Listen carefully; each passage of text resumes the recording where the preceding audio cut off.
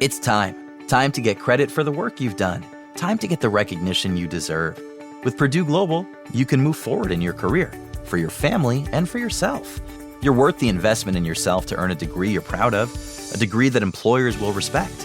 Purdue's online university is designed to support working adults like you who know it's never too late to accomplish your goals.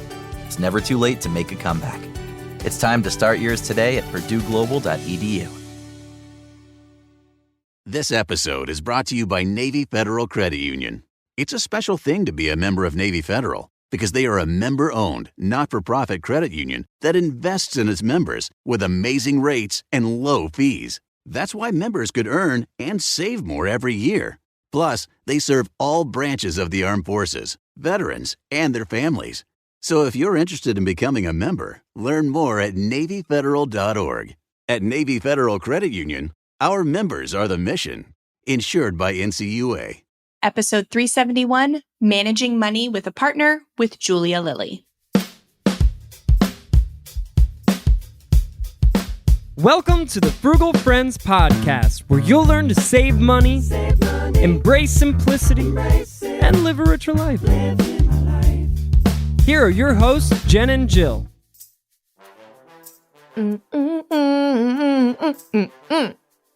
Welcome to the Frugal Friends podcast. My name is Jen. My name is Jill. And today we are talking about having conversations and managing money with a partner, a spouse, girlfriend, boyfriend, whatever. We are going to be talking any relationship where you are managing money together. You're going to want to stick around for this one. Oh, she's a good one. She's a real good one. That's on. And Jill learned some stuff from this episode, from this interview. I did. I come still from a mental processing health space, and yet I have a lot of room for improvement. But first, this episode is brought to you by every couple's favorite bedtime pastime, scrolling on your phone in bed. If you can't wait to put your kids to bed and crawl into bed with that special someone to scroll on your phones together, then this one's for you. One day you're going to need to freshen things up with new phones. So start saving now. Start a tasteful new phone sinking fund in your high-yield savings account. We love CIT Bank because there's no minimum balance requirement or monthly fees. Those things are a real mood killer. So if the sparks in your bed are coming from your phone, head to frugalfriendspodcast.com/CIT to start your new phone sinking fund. I couldn't make it through. You couldn't hardly make it through. I thought I was reading this as you were writing it, but I wasn't. You made a masterpiece right here. I told you it was a masterpiece. And I knew it was. And then I knew further exactly why it was. You did the most. Thank you. Did well, the I most love with high yield savings accounts. all the innuendos throughout from here. frugalfriendspodcast.com/CIT. And phones are expensive. And who doesn't love a little bedtime scroll? That high yield savings account is the most hot, salacious thing on the market, doing the most also. It's doing the most. And if you are looking for other things to talk to your partner about besides your phones, episode 311, Keeping Financial Secrets from Your Spouse with Caroline Wenzel. This was a little fill-in with I was basically like three of my best friends in a room talking without me. That's what this episode is. Yeah, well, so you're love having that so for many me. babies, and every time Jen has a baby, then we bring in other people to talk with me and fill in for Jen. And that was one bring of them. in my that was a friends. good one. Yeah, so 311. And then episode 231, Being Frugal with a Non-Frugal Partner. That is also a really good one to queue up if you like this one. So, but today we're talking not just if your partner may be reluctant to be frugal or maybe reluctant to get on board with paying off debt, but including that stuff, but also just like how to manage money well together long term. So like when you do get on the same page, where do we go from there? How do we create healthy, plans, healthy conversations, healthy habits for managing our money together. And we wanted to call in a certified financial planner for this one. And because we wanted somebody who talks to a lot of couples, right? So Jill and I have been married for a long time to other people, not each other. Right.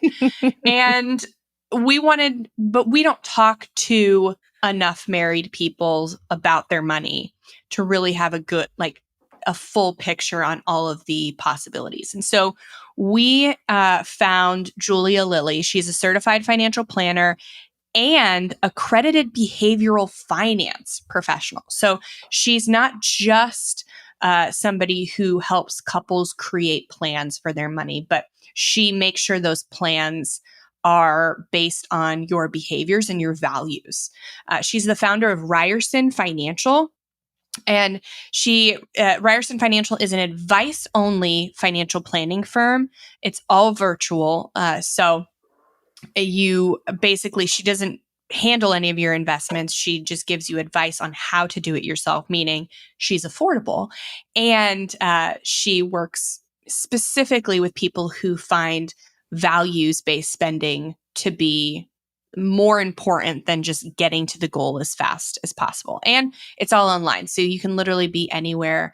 So if you really like what Julia has to say, then you can reach out to her.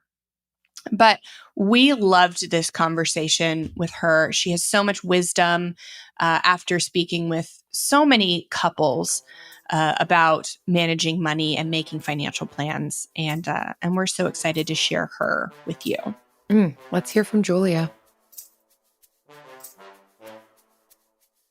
Julia, welcome to the Frugal Friends podcast. We are so excited to have you here. Jen, Jill, thank you so much for including me. I'm excited for the conversation. Yay. This is a topic that we haven't delved into entirely. I don't think we've dedicated a specific podcast episode to this, and much less with an expert like yourself on this kind of topic where we're talking both behavioral finance with a certified financial planner. So this is just exciting for us all around. And as we get started, I am curious to hear from your experience in working with people, what some of the most common money concerns or disagreements that you've run into that couples can have when they are seeking out your advice.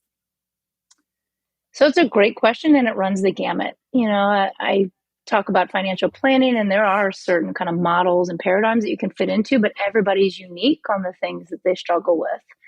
I think some of the biggest ones I've seen is differences in opinion on like your sleep at night fund. What allows me to rest well at night? Is it $100 in the bank, or is it a 12-month emergency reserve fund in cash? And so helping clients work through kind of understanding the lens with which each of them are approaching their plan, I think is really important.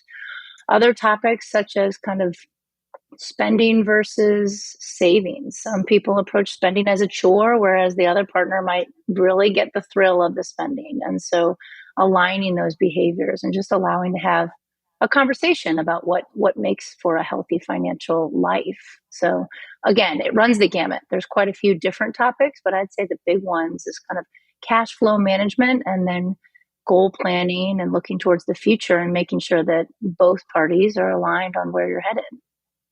I love that term, the sleep at night fund. I don't think I've ever heard it phrased that way, but I can get it. For me and my husband, we've been married coming up on 12 years now.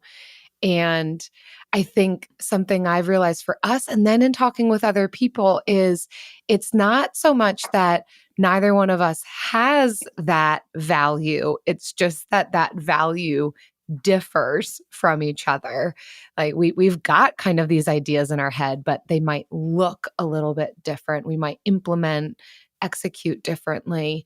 And I love the way that you're highlighting that and kind of giving words to it, and how we can kind of phrase this to one another and even because I feel like a lot of people, you tell me, are people knowing that? Are they able to come to you and say, we've got different ideas of what needs to be in our sleep at night fund? Or is that like No, you help them that to comes. see where the rub is?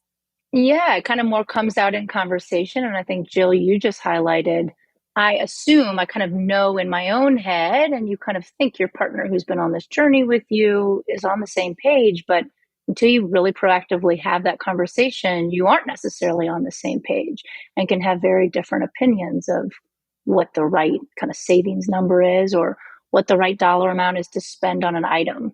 I worked with another client, this couple who needed to remodel their living room space. They had a newborn and they needed a baby proof better.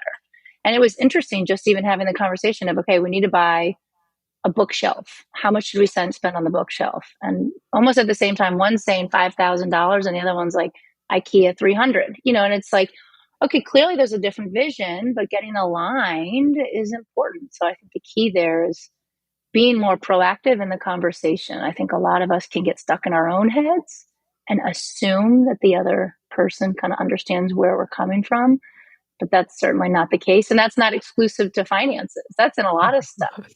But I think it comes out, and that's where a lot of friction can happen around money because it's such a big part of our everyday lives. Yeah. So when two people come to you and they learn like, oh, you think you need $100 to be safe, and I think I need 10,000. What's kind of like the first thing that you recommend for them to start getting on the same page? Like, where do they move forward first from that realization? So I think it's digging in a little bit. So every engagement for me, I start with a financial perspectives assessment. So prior to that first meeting together, each client takes this assessment and it looks at 8 different attributes about their financial lens.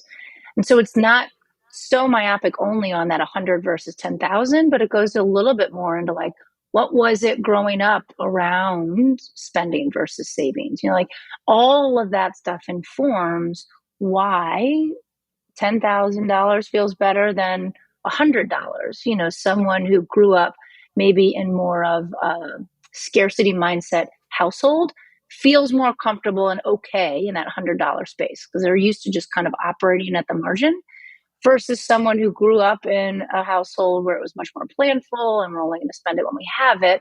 They're going to be more comfortable with the $10,000 because then they have that flexibility. Okay, I need to buy this item. I have the money in the bank. And so it's bringing those kind of different perspectives together so that they can get a better understanding of why your number is what it is. And so then from there, you step into, okay, what would make you feel better? Would it be setting aside money every month on a kind of systematic basis? Would that help mitigate? You're at least moving towards that dollar amount.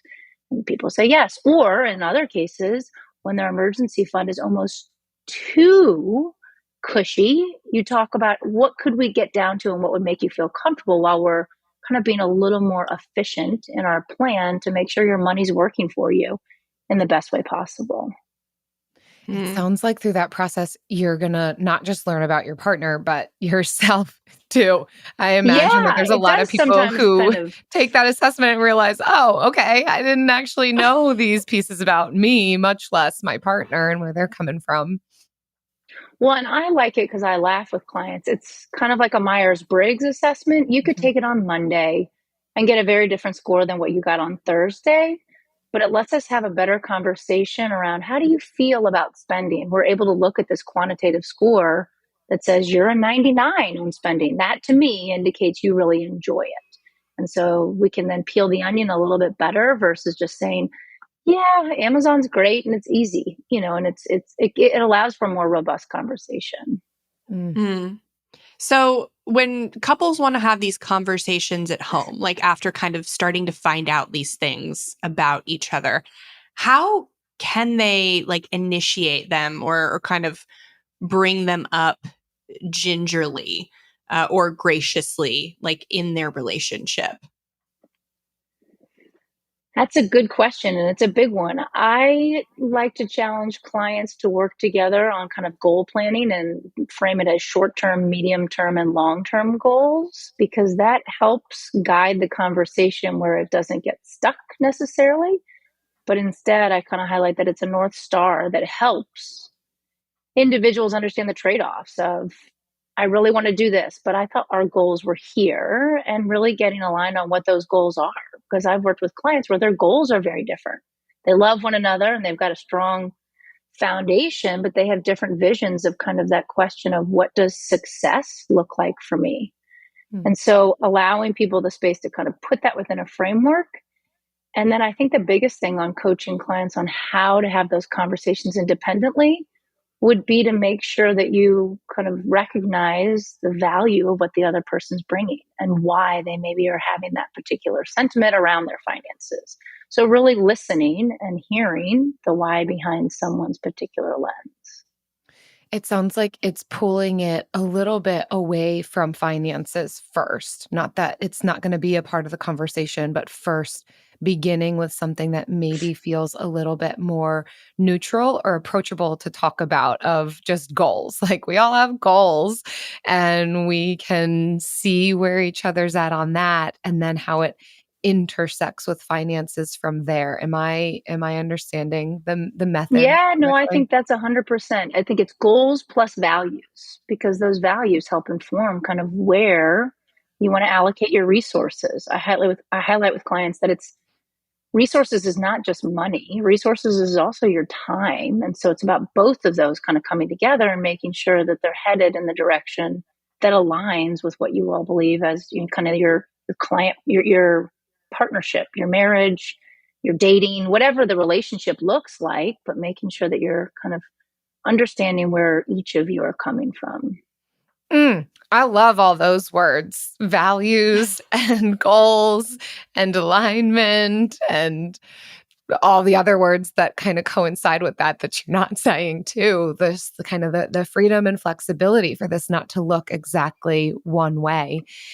And it sounds like you've got extensive experience with couples who might just have different goals, not to mention different ideas around money.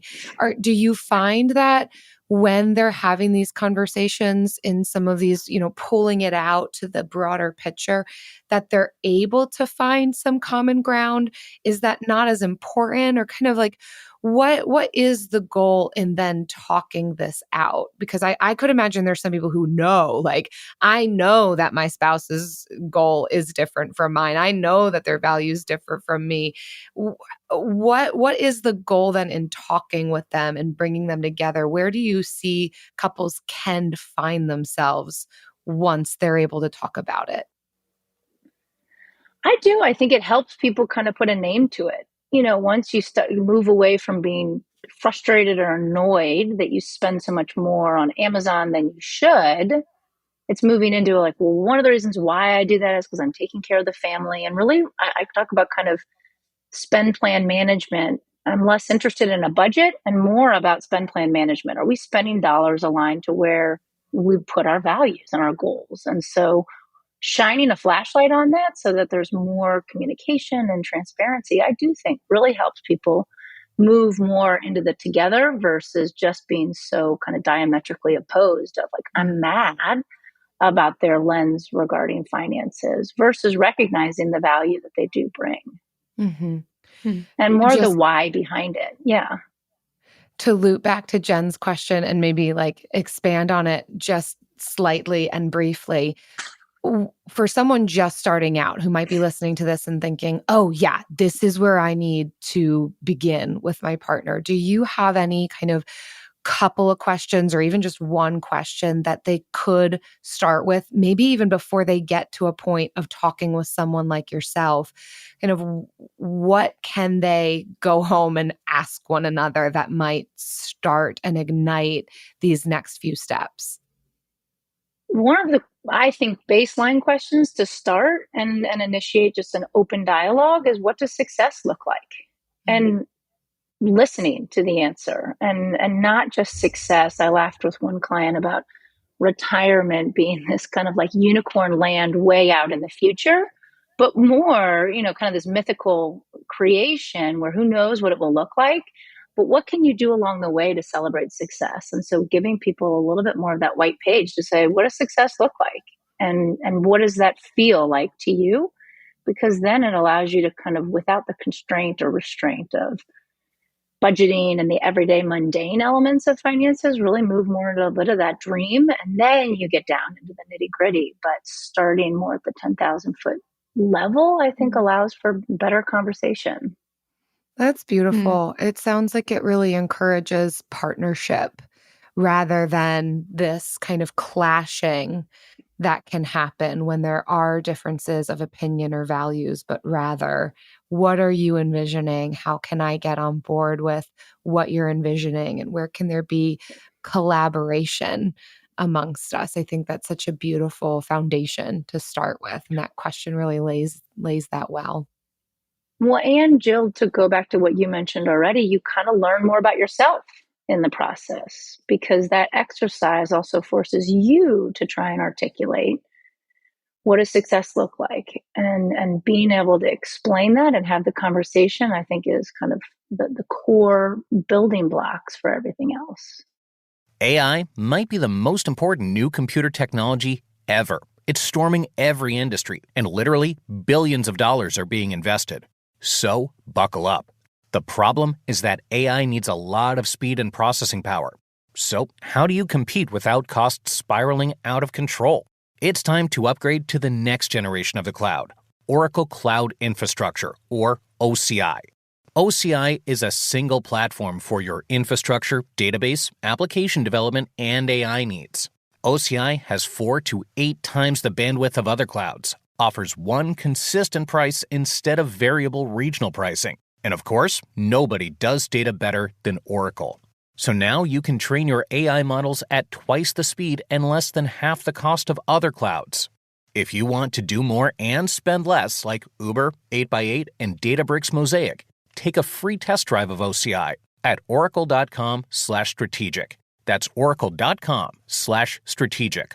oracle.com/strategic. We know New Year's resolutions often don't stick. In fact, on average, they last around 30 days. So if saving money is on your 2024 resolution list, here's a foolproof way to stick to yours. Switch your phone provider to Mint Mobile. For a limited time, wireless plans from Mint Mobile are $15 a month when you purchase a 3-month plan. That's unlimited talk, text, and data for $15 a month. For those of you paying close to $40 a month for just one phone line, this means a savings of $300 over the course of the year. We especially like Mint because all plans come with unlimited talk and text and high-speed data delivered on the nation's largest 5G network. To get this new customer offer and your new 3-month unlimited wireless plan for just $15 a month, go to mintmobile.com/frugal. That's mintmobile.com/frugal. Cut your wireless bill to $15 a month at mintmobile.com/frugal. Additional taxes, fees, and restrictions apply. See Mint Mobile for details.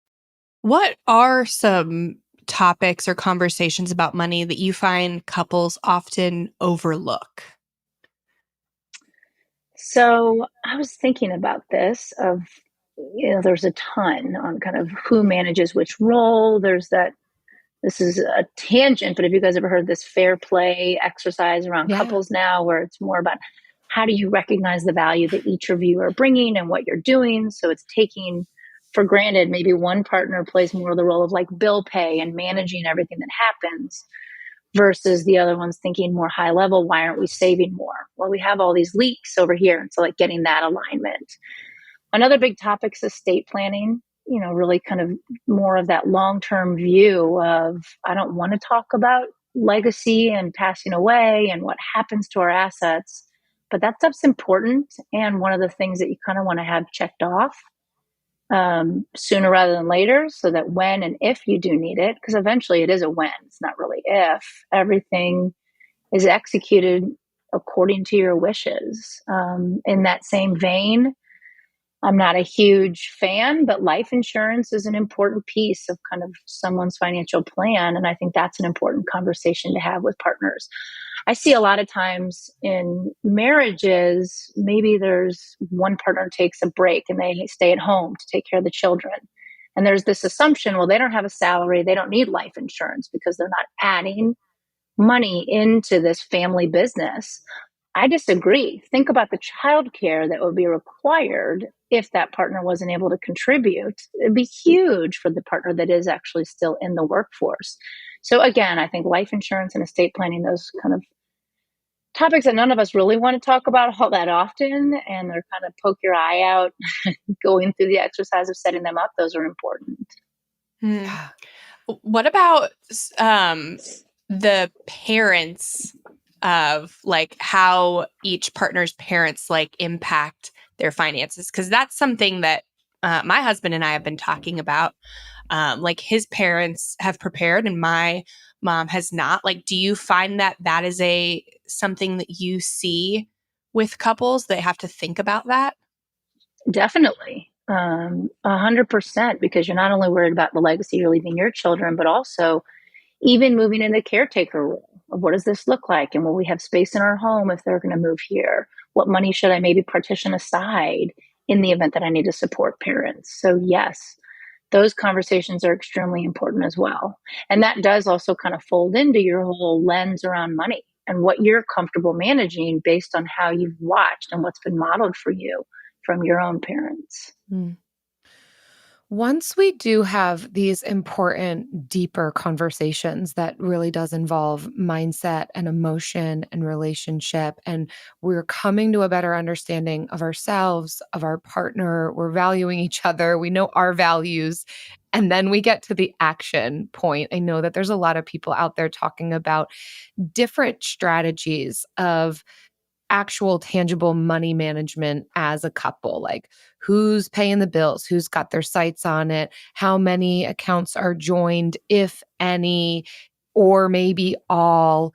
What this is a big question, so like tackle it however you see fit, and maybe I'll have some follow-up questions too. But I'm curious for the couple who's kind of had this conversation and is now curious about what should we be doing as far as these different types of strategies? What's going to be the approach, or even we're at the process where we need to build trust and create transparency with money. What are you recommending to couples in the actual tangible management of accounts and banks and paying bills?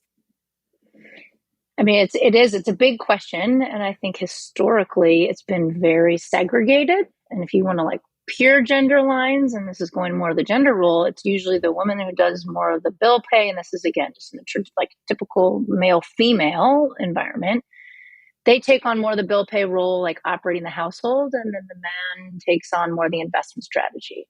I think that all needs to shift where there's more communication on both sides. And so that would be my biggest thing on combining finances, is making sure there's open communication. Now, practically and tactically, it's a lot easier when one person is able to play the point for these different things and then create those open lines of communication so each partner's aware of what's going on. I think that's very important. But when it comes to just kind of normal managing of day-to-day life, typically one individual steps up to control certain elements like the bill pay versus investment management. Everybody can't be in there placing trades and actively doing investments, but making sure that there's an open line of communication, I think, is the key. And recognizing and understanding different people's interests. I do work with clients where when you fall more on that kind of typical line of female operating in more of the bill pay and the male and the investment, that's fine as long as there's communication, because that's where their interests are. And I think that that's wonderful, great, have at it, but making sure that both parties understand where all the accounts are. And like you mentioned, Jill, building that trust and transparency, that's paramount to a strong financial foundation for any relationship. Are there any specific strategies that you see work well in general, as far as should we combine all of our accounts? Should it just be a percentage? How should we handle discretionary spending and allotment, especially where you have couples where, yeah, maybe one is primarily caretaking kids or different levels of income between spouses? What do you recommend in those circumstances? Again, I think everybody's different, but and everybody's kind of paradigm will look different, where some people do really, really well having one central account and then separate accounts that they kind of get allowances out of. And then you do your spending that's more just discretionary, no questions asked, happening over there. Some people have that happening on credit cards versus in separate actual accounts. I am a fan of the keep it simple, because getting too over engineered with a number of different accounts to manage, just the administrative burden of that can be tricky. However, for some clients, it completely works where they keep everything separate and they've got 8 accounts and they're just kind of managing all of that shuffle. Again, the key being just open and honest communication and making sure that it doesn't feel as though there's things happening in those other accounts that you're not aware of, and it creates any kind of that like icky friction that you question, or it kind of chips away at any of that trust in the relationship. So I do think it is unique, especially as people get married later and are combining legally their finances later on. That process could take a lot longer. If you get married at 35, that's very different than 25. You've got your financial habits a lot of times in place. And in that situation, I would recommend slow stepping into combining everything, because it could create more issues rather than fewer. However, when you're younger and there's less complexity, it could be just that much easier to pool everything and make life work a little bit better. So I don't think there's a one size fits all, but I do think that the one fundamental piece is open communication. Yeah. I love that there's so much more software and budgeting apps available now for people who couples who may want to keep their finances separate, but still want to be able to see what the other person's doing to create that transparency and trust. I think it's like a great time if you are like you said, getting married later and maybe don't have the energy to combine everything. There's still options for creating that transparency, which is great. And I have one caveat on the transparency is super important, but you also want to maintain some channel of being able to have autonomy on, I'm going to spend this and I don't want anyone to question it. I don't want too much of your double guessing. It's this delicate balance of like, what's your number that you're comfortable as a couple? Hey, if it's under $100, it's a no question asked. It could be if it's under 25, depending on where you are financially, but making sure that you don't take away too much of that sense of financial freedom, that I'm not so kind of burdened or going to be watched and my every move is being criticized. So it's a balance. Yeah, definitely. Financial autonomy is something that's super important to me. I don't want to have to ask permission on anything. And that's like just something like personal for me. And thankfully, Travis is totally okay with that. He trusts me in that. But like I hate the idea of having to ask for permission. That would be like so stifling if I had a partner that like required that like babysitting of me. But yeah, it is something like, and I think it's, Jen, one of those things that you grow into, when you're first maybe starting out and you're learning each other's spending habits and patterns. It requires more conversations and just getting that level of comfort and trust that, okay, we're both aligned. Your spending's not going to be crazy, because there's too many stories of financial issues being a real downfall in a relationship. The foundation of love is there, but they can't figure it out. On a kind of financial infidelity is very real. Yeah. My last question is like, when should somebody seek professional help, like from you? Like, so not from like a marriage therapist, like a marriage and family therapist, but like from a financial advisor. Like, is it communication breakdown? Is it certain like point in finances? Like because a lot of people want to do it themselves, but there comes a point where it's more beneficial to seek like third party help. Like what is that point? It's a great question and a confusing one. Like the answer, because I'm in the space and I think it's confusing.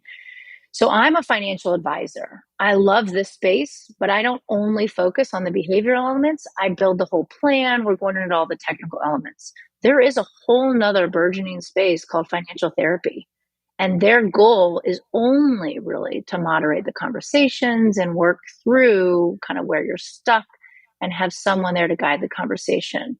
So it depends on what your needs are. If it's an issue of financial infidelity or overspending and really not being able to get on the same page, that could be more in the financial therapy realm, vice working with an advisor who really my value is not only on the behavioral and getting couples aligned and getting our goals defined, but also on working through all the technical elements of a truly robust financial plan. So that's where I say it's confusing because it depends on what you're looking to solve. And I think that's really what it comes down to, is figuring out what you're looking to solve. Mm. And if somebody is looking more for the whole all-encompassing plan, but just kind of like navigating how do we come together on a plan, that would be like the financial planner, correct? Correct. Yep. Okay. And how do we kind of bring our whole financial life together? Because I laugh, I talk to a lot of financial therapists who they're like, to be clear, Julia, 1 + 1 = 5. Like, I'm not interested in balancing the checkbook, but I want to help people get more aligned on their outlook regarding finances. Mm. I'm hearing the importance of communication, understanding self and partner, simplification, transparency. Are there any other final pieces? There doesn't have to be, because that's enough, but any other final pieces that you, from your perspective, your expertise, people often miss that would be helpful for those curious about managing money better with a partner that might be overlooked, or any final tips that you want to share? I mean, you laid out a number of kind of those key words, but I think to add to it would be proactive communication, trying to make sure you stay ahead of having the conversation. And then the other piece is to put a little element of fun into it, where, like, you got to go through the spend plan. Let's couple it with a really fun coffee date, or like going out to dinner, some other fun activity, so that it doesn't have to feel too much like drudgery and kind of an exercise of, we have to do this. Like I mentioned before, this estate planning, poke your eyes out, really trying to look at it on how can we make it more fun as part of the journey versus just another chore on our to-do list. Yeah, we had a girl email us, because we do in our newsletter the last Friday of every month a budget toolkit for the next month. And she said that now her and her husband, every time they get the budget toolkit, they'll do their budget based on it and then go out for ice cream after. And I was like, There you that go. is so fun. What a cool, and it's like on the calendar because the email always goes out the last Friday of the month. So that's, it's love cool. that. Honestly, Jen, circling back to what we talked about with parents and kind of helping them manage their assets, but what they've passed down to you, that's cool modeling for their children. If there's another generation watching, that this is the way you can approach finances, is that it can be a fun exercise of what we're allowing ourselves to do by being properly planful. I think that links back to what you're even trying to create together. It is a partnership. It's not a business at the end of the day where you're only concerned about the numbers on the paper. You're concerned about your long-term relationship with one another and how you're caring for each other. And so if we're not making it enjoyable and having fun with one another and creating lightheartedness around it and within it, then that's also not going to have much longevity to it. We're not going to be then growing closer together and more collaboration if it feels like drudgery. So I am always here for the tip about making it fun and celebratory and along the circling way. it back to that whole of what does success look like? Where yes, there's numbers on the page, but those numbers on the page translate to us being able to go on an awesome vacation that we've thought about and we've planned and enjoyed that journey. So it's more, how do we reap the benefits of the work that we're putting in? Do you know what allows us to reap the benefits of the work we've put in over the last 5.5 years? It's not drudgery. It's always fun. It's my Why we keep definition of coming back. success. The Bill of the Week!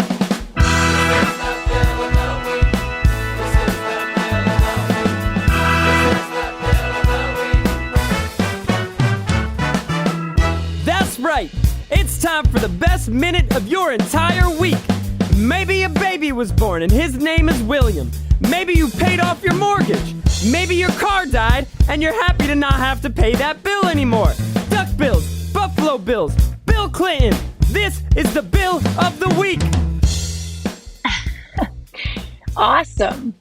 Julia, every week we invite our listeners and our guests to give us their Bill of the Week, and we know you have one prepared for us, so we'd love to hear it. So my bill, I should have come up with a guy named Bill, but I don't know that guy named Bill. But my bill is my husband, Pete, had shoulder surgery recently, and they had him prepay for this ridiculous surgery, which in a high deductible insurance plan, it was high. Then he finished the surgery and we got a huge bill in the mail. And it was like, wait a minute, we've already paid it. So I had to coach him on, well, no, don't pay it. Just wait with these annoying medical bills. Wait until you get the second or third one when they reconcile everything. And it turns out it actually was a zero by the end because they just hadn't caught up. But it caused a lot of stress and angst. My husband's very much of a check things off my list. I need to pay it. But that bill, I was able to remind him to just park and not pay and wait, which is not his normal tendency. So it was a good reminder for him on not getting to the to-do list too quickly, but also that reminder of how messed up our medical system is. Whew. It was an AM. We're getting those reminders just regularly. Regular reminders. Ooh. It's crazy. Yeah. I had a That's baby a this good year, one. last year, and the medical bills. Gosh, I've spent so much time on the phone. I'm curious, Jen. I had a client who was explaining to me her payment plan for having the baby, and she was making significant payments before having the baby for the delivery in the future. I had never heard of this before. Yep.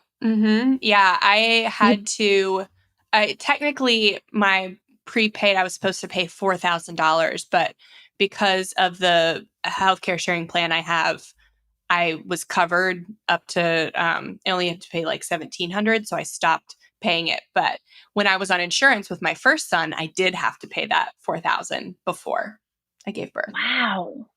Yeah. I struggle because they don't even know what's going to happen. I mean, the system, again, it's broken. They just want Yeah. their money. Who doesn't do. want their money? But they're getting all want our money. greedy with it. We all want our money, but I'm from Missouri original, and I'm from the show me state. So I'd rather them show me the work and then I'll pay for it rather than Ooh. prepay having Here for my that. baby. That just seems Yeah. crazy. Show me the work. Yeah. Show me For that. show Wow. me the baby. That's a good bill. A bill you already paid. So then the next bills you don't have to pay.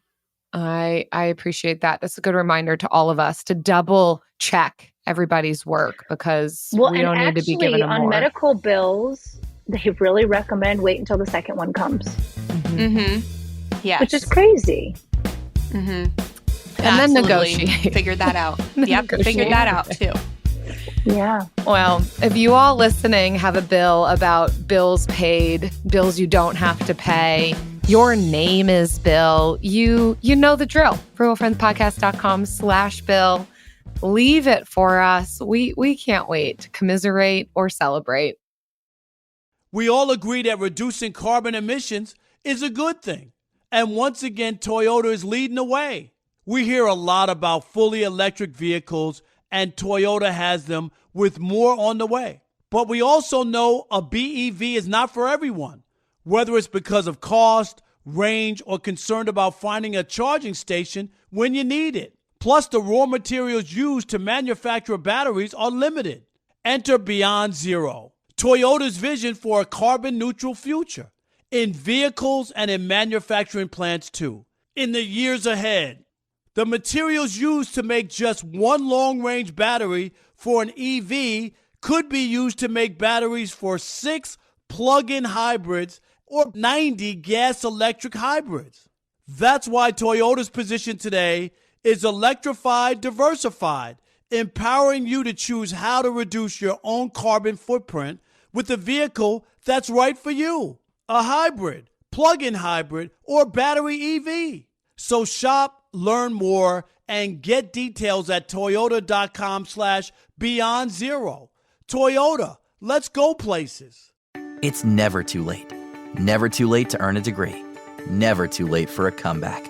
Between your busy career and taking care of a family, it can feel like there's never a good time to go back to school. But your time is now. Time to start your comeback with Purdue Global. As Purdue's online university for working adults, Purdue Global is dedicated to supporting adults like you who know it's time to earn the recognition you deserve. You have the experience, you have the knowledge, it's time to get credit for the work you've done.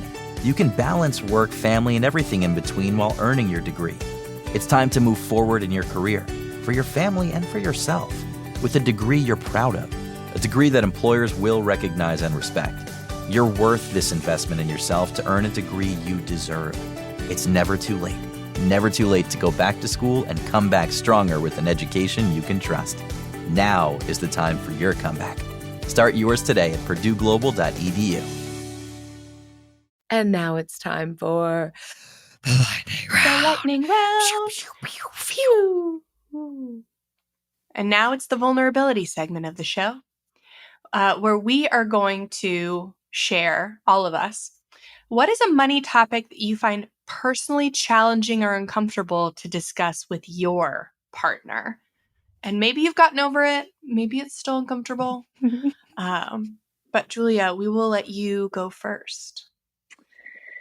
So you guys highlighted you've been married for a long time. I'm about to be married 17 years later on this month. And we just recently had a major money kind of hiccup where it goes to what we discussed a little earlier around what's that threshold of a dollar amount that we should vet with one another before we just go ahead and make the purchase. And it's interesting because, like I said, we've been married 17 years, combined finances for a long time.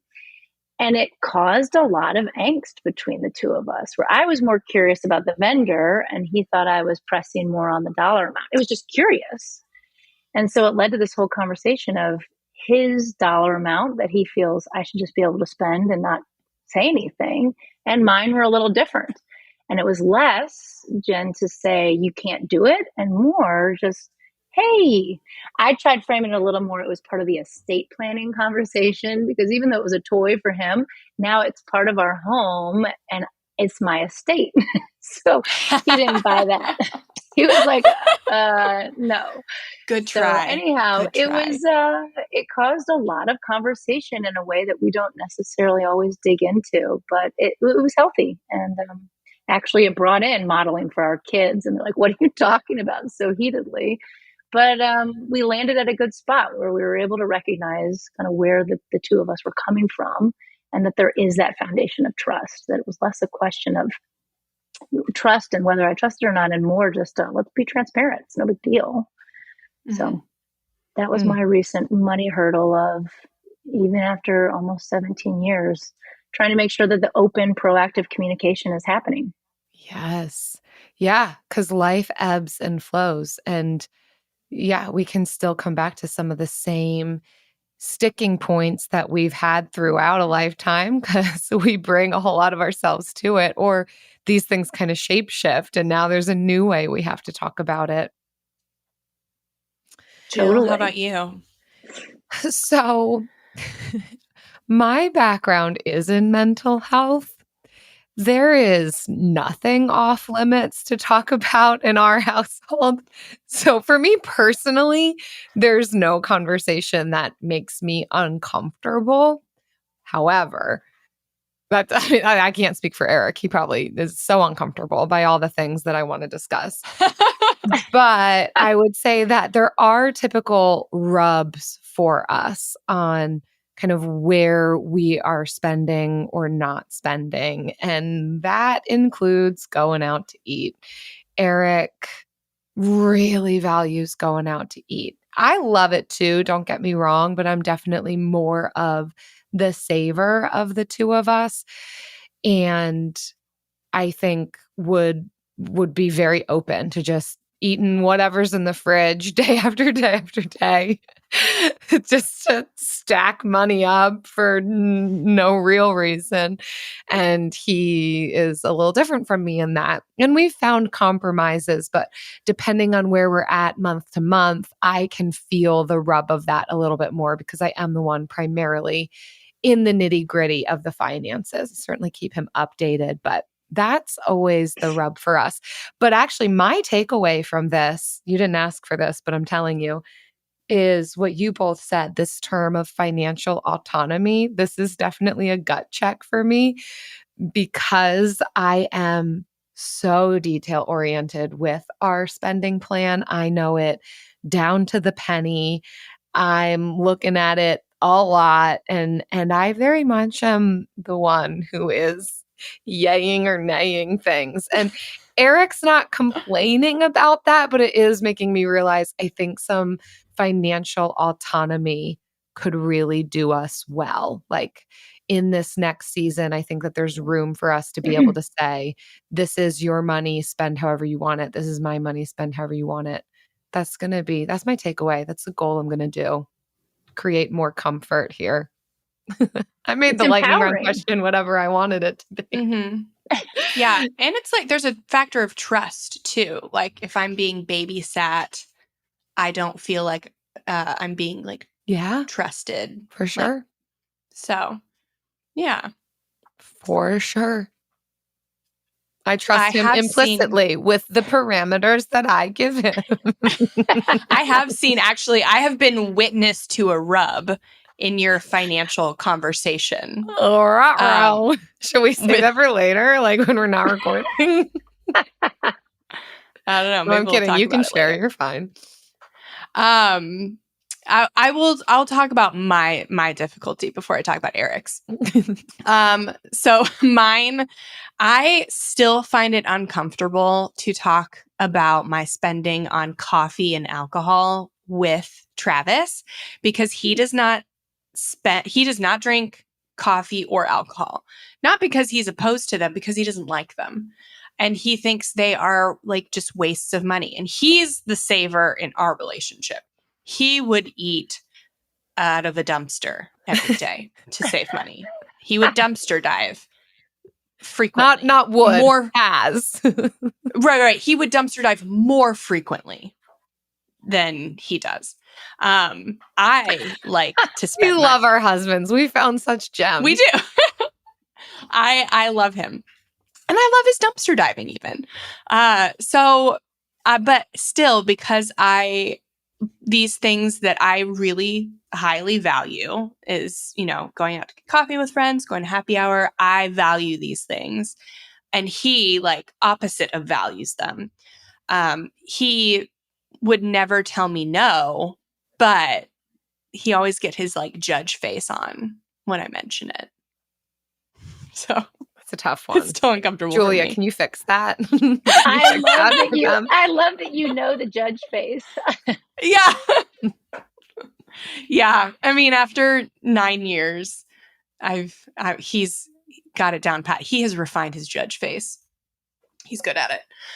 Does he have a hobby or something where you can almost feel like it's, you get to do this, you get to do that, where then? Yes.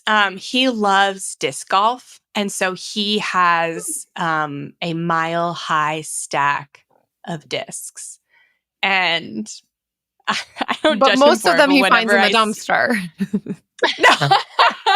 Most of them he does buy used. If you can find coffee and alcohol in the dumpster, it's fair game, Jen. And this is our problem, right? So yes, he does have that hobby, but he doesn't get to. I mean, neither of us get to do our hobbies very often with like 2 small children. But yeah, he finds that he believes his hobby is an actual hobby and doesn't believe drinking alcohol is a hobby. It's crazy. A sommelier, you could pitch it as the education portion. There it is. It's a little something that could turn into a side hustle. We're going to have There to you do an go. episode on beer and wine and alcohol types, saving money on them so that I can justify my hobby.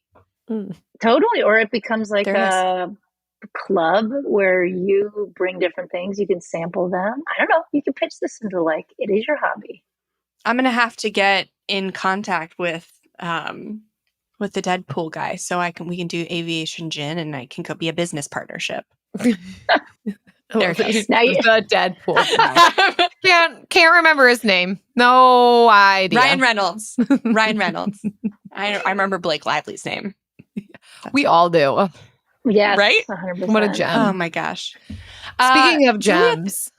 Julia. Speaking of gems, Julia, thank you so much for talking with us today. It has been fantastic. Your views on values and incorporating those into your financial plan and building it around your behaviors. It was just so great. So if people want more of that from you, maybe want to seek your services or just find out more of what you have to say, where can people find you? So my firm is called Ryerson Financial, and I'd be happy to chat with anybody. I do advice-only financial planning. So I more work with those people who are interested in doing it themselves, but just need a little coaching and guidance along the way. But it's been awesome chatting with you all and having this conversation. Jen and Jill, it was great. Thank you. Beautiful. Thanks for being here. Well, Jill, you've taken a lot away from that. I'm so excited for Eric, to come really. for you. Yeah. Better things Yeah. for him. And me, right? It's good. It's good to relinquish control. And, it's good to give somebody something that they're not even asking for. Yeah. He's not asking As long for as more they want it. autonomy. And then look at me. I'm going to give him some. And isn't Wow, that you are just such good a on good wife. So cool. No, but truly, I did enjoy the alignment of so many things. I saw such congruence in what she's describing regarding some of the deeper work that needs to happen to truly see shifts in our finances. And the same goes for when we're managing money with a partner and we're doing this in collaboration with another person. It's not just going to be about actions and behaviors. It's going to be about conversation and understanding and mutuality and negotiation.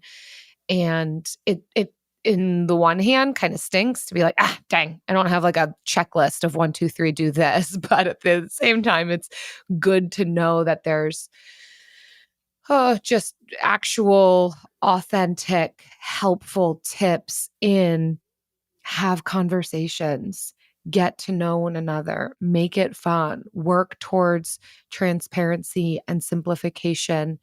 And I think that's more accurate, although we do love the simple, quick tips. But I think this one has a more lifelong impact.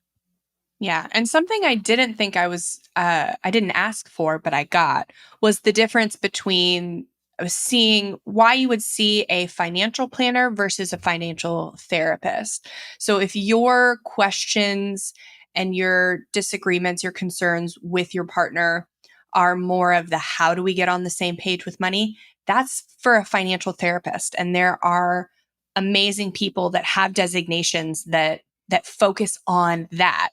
While if you are mostly looking for, okay, how do we know our plans, we're okay with it. How do we get them, create a plan so that we can create, reach these plans together? That's the financial planner. I think maybe in the past I would have thought it's like, oh, we're not on the same page. So let's just seek the, financial planner and she'll get us on the same page. But there is a more, effective professional in financial therapy, which is thankfully like a rapidly growing therapy specialization. So excited for that. Also, so excited that you guys are here listening to this. Thank you. Thanks for the listen. Thank you also to those of you who have given a review. It helps us a ton and it helps fellow potential listeners to find us, to know what it's about, to know if they want to be in on this community every week, we want to give a shout out to this one review that came from Profanograms. Love that name. Titled Frugal Fun Friends. Jen and Jill are the fun friends that we all wish we had with us every day. I love that it feels like you are hanging out with two best friends who understand the struggle of being a young person, dare I say, millennial, who with student loan debt and trying to overcome/deal with pressures from society. Fridays have become even more special because these two ladies let it drop every week with a dope new podcast. Never disappointed. I highly recommend this podcast. You will fall in love with them just as I have. If you like money, minimalism, and fun people, this is going to be your jam. Upside down face emoji, A-OK emoji, side winky eye emoji, profanograms, you get us. And Oh, you yeah, know you what? definitely have a sinking fund called Tasteful New Phone Fund. Thank you. That was a good one. Yes, we thank are you. pretty much with you every day between Instagram, our newsletter, the friend letter, frugalfriendspodcast.com, and this podcast, because I don't know if you know this, Profanograms and others of you, we let a new episode drop Tuesdays and Fridays. And then you're getting the newsletter Monday, Wednesday, Friday. And then you're getting Jen, at least in January, which is right now, every single day on Instagram, talking to you about our no spend challenge. Yes. So thank you so much. If you enjoyed the show, please take a minute to leave a rating and review. It helps potential new listeners know what the show is about. If there was an episode in particular that really impacted you and you really liked, please drop that in the review. It kind of gives people a recommendation on maybe the last few episodes aren't for them, but they can go back and listen to one that might be better from the archives for them. So thank you so much for your kind reviews. Thank you. See you next time. Frugal Friends is produced by Eric Siriani.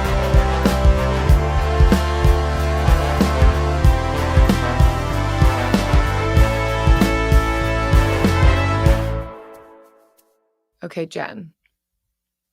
I'm dying to know what the rub that you witnessed was. It was what I refer to the Siriani shoe saga of probably 2022. Of 2020, 2021, 2022. Yeah. Where you were convinced that Eric spent a certain amount of money on shoes, had a certain number of shoes, and Eric was convinced he spent far less and had far fewer shoes. Yes. And you were both like at home, and the shoes could have been counted and were eventually counted. But it was a rub. Yes. And I was present for it. Yes. Yes. Yes. You remember it far better than I do. There was discomfort in that conversation for sure. That there was literal rubs. You're not the only one who witnessed this. We have a couple, like a handful of visiting guests who can attest to how that conversation could become uncomfortable even for them. Like it was definitely a point of contention, more so for Eric than for me. I felt like I had a little bit less skin in the game. It felt personal for Eric, which I mean, it was, fingers pointed at him. So, what do you remember of it? Yeah. Did you feel uncomfortable? No, I was enjoying the show. But here's the thing. I felt uncomfortable because I knew that it was so possible for us to know how many shoes he had, but there was nobody going into the room to count. I was like, we could know this. You guys are like talking about this, but we could know. Know it. We could know right now. We could know it. Yeah. And I forget what the outcome was. It was a beautiful outcome. Actually, it was truly the best possible outcome for both of us. No one won, no one lost, because at the end of the day, Eric and I had exactly the same number of shoes. That said, I really was convinced that he had more than me. So in some ways I was wrong, but he was convinced you were wrong. He was convinced he had way less than me. And so we were both wrong. We were both right. And honestly, since we've done the reconciling and the inventory, that we've not talked about shoes. Like the Sirianni shoe saga is over. Yeah. And it also helped me as we've, Frugal Friends, have come into our robust understanding of values-based spending. I have been able to value that he values shoes. And yeah, he's going to push, if he listens to this, he's going to be like, no, I don't. You think I love shoes and I don't love shoes. So that part of it really does. That remains. Sirianni. We don't talk about it. Saga lives on. I am talking about it here. He truly does. If he's going to buy anything, it's going to be shoes. He loves them, and that's fine. Does he love them, or does he feel safer with them because he is colorblind? I don't know. That's a whole other layer. I mean, I'm not going to give him a hard time for wanting to buy new shoes because, okay, this is what you value. This is what you love. It brings you so much joy. I would love it for him to have more shoes than me. Like, if I didn't have like a solid grasp of color, I would not buy shirts and pants, but I would feel very confident buying shoes. But see, the reason he loves shoes so much is because of all the different designs. He's like, oh yeah, I like this color and this, and this shape, the designs, and this design, and this. Oh yeah, designs, but also color schemes. I don't know, Jen, but you know what? I'm okay with it. Good. And he's okay with it. And I would love to know who has more shoes today. Wow. That's a good question. Yeah. We'll never know. We will never know. I will go in and I will count. Honestly, the shoes he might actually, because I did just get rid of like 3 pairs of shoes that I don't plan to replace. So he still has more shoes than you. I think now. Oh yeah, he's always had more shoes. With the best all-inclusive vacation deals to Mexico and the Caribbean, booking your getaway with Cheap Caribbean Vacations means you have more freedom to do your deal. Whether you want to enjoy snorkeling, endless margaritas and more, or simply soak up the sun and sand in a tropical paradise, Cheap Caribbean Vacations has your deal for that. Plan and book the exact getaway you want at exactly the right price for you by using our exclusive budget Beach Finder. Or find a featured all-inclusive package to Iberostar Hotels and Resorts and do your deal at cheapcaribbean.com. Bring home Napoleon. Destiny has brought me here. The action epic from acclaimed director Ridley Scott. What is your name? Napoleon. You are the greatest leader in the history of the world. Witness the rise. You are nothing without me. Of the legend. Starring Academy Award winner Joaquin Phoenix and Vanessa Kirby. I'm the first to admit when I make a mistake. I simply never do. Napoleon. Buy or rent on digital now. Rated R.